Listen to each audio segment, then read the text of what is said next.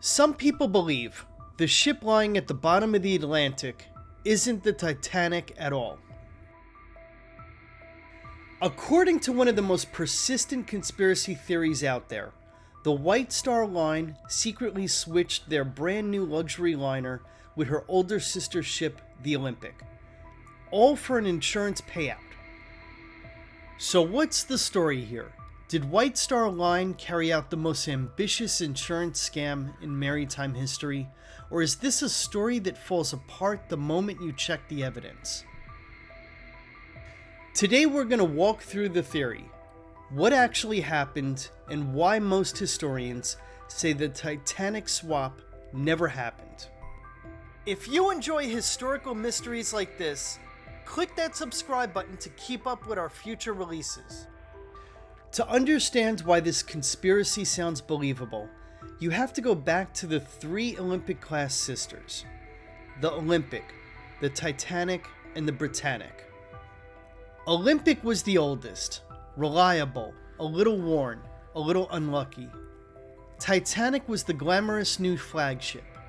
And Britannic, well, she would meet her own tragic fate later.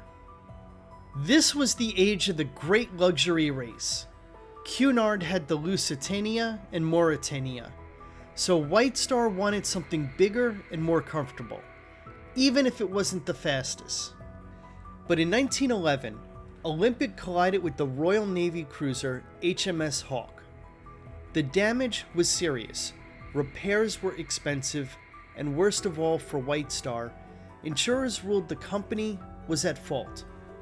That meant no insurance money, a mountain of repair costs, and a ship that was suddenly far less profitable.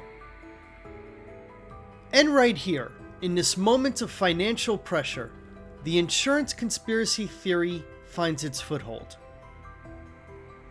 Here's how the theory goes, laid out clearly, because you can't debunk something if you don't understand why it spread.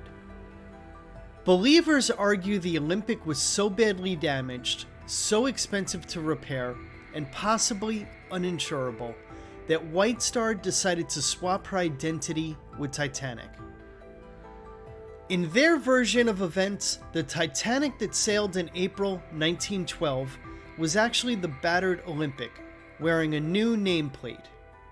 They point to differences in porthole layouts, window spacing, and supposed mismatches between early Titanic photos and the wreck. They cite survivor comments claiming the ship didn't feel new, or felt oddly familiar. And of course, they argue that nameplates were swapped, letters covered, and that interior differences were intentionally blurred. The motive is simple: sink the damaged ship, collect the insurance, and keep the good ship in service. On the surface, it sounds like the perfect crime, a neat explanation for corporate greed, tragedy, and mystery.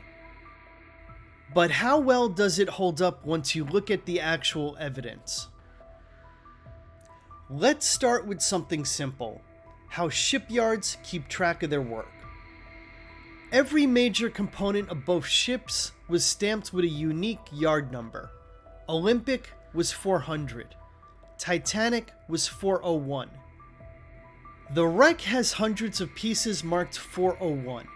To swap ships, White Star would have had to re-stamp enormous sections of the hull, fittings, and interior, a job requiring months of work, thousands of labor hours, and a paper trail too big to hide.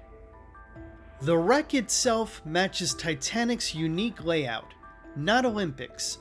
Bulkheads, machinery locations, promenade arrangements. The structural differences are baked into the metal. Those porthole mismatches conspiracy theorists love. Many come from lighting, later refits, or photos taken at different stages of construction. When you line up images correctly, the mystery mostly evaporates. And then, there's the logistical problem. A ship swap would require dock workers, shipyard builders, officers, engineers, inspectors, and the entire crew.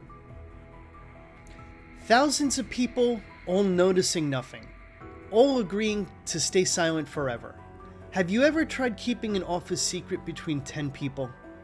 Now imagine hiding a ship swap from an entire shipyard. And here's the kicker. Even if you somehow pulled off the swap, the scam wouldn't have paid off. White Star's losses included a brand new luxury liner, over 1,500 lives, catastrophic damage to their reputation, and 2 governmental inquiries. That is not an insurance profit. That's corporate wreckage. Every maritime historian and Titanic researcher who has examined the records, plans, and wreck evidence reaches the same conclusion. The theory doesn't hold up.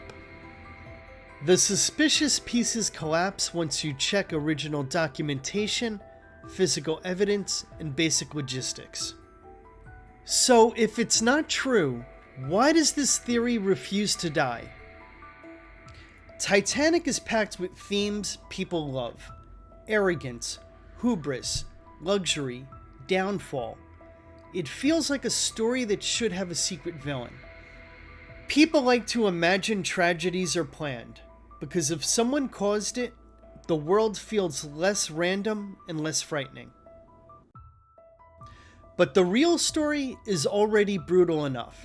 Lifeboat shortages, speeding through an ice field, overconfidence in an unsinkable design, a lack of binoculars, and bulkheads that didn't reach high enough. The truth doesn't need a conspiracy to be shocking. So what do you think? After looking at the evidence, is there anything to the wrong ship theory? Or is it just a story we tell because the real truth feels too ordinary? Let us know your thoughts in the comments below. If you enjoy digging into how famous historical myths get started and what the evidence actually says, consider liking and subscribing. And until next time, keep questioning, keep exploring, and never stop seeking the truth. Thank you for watching.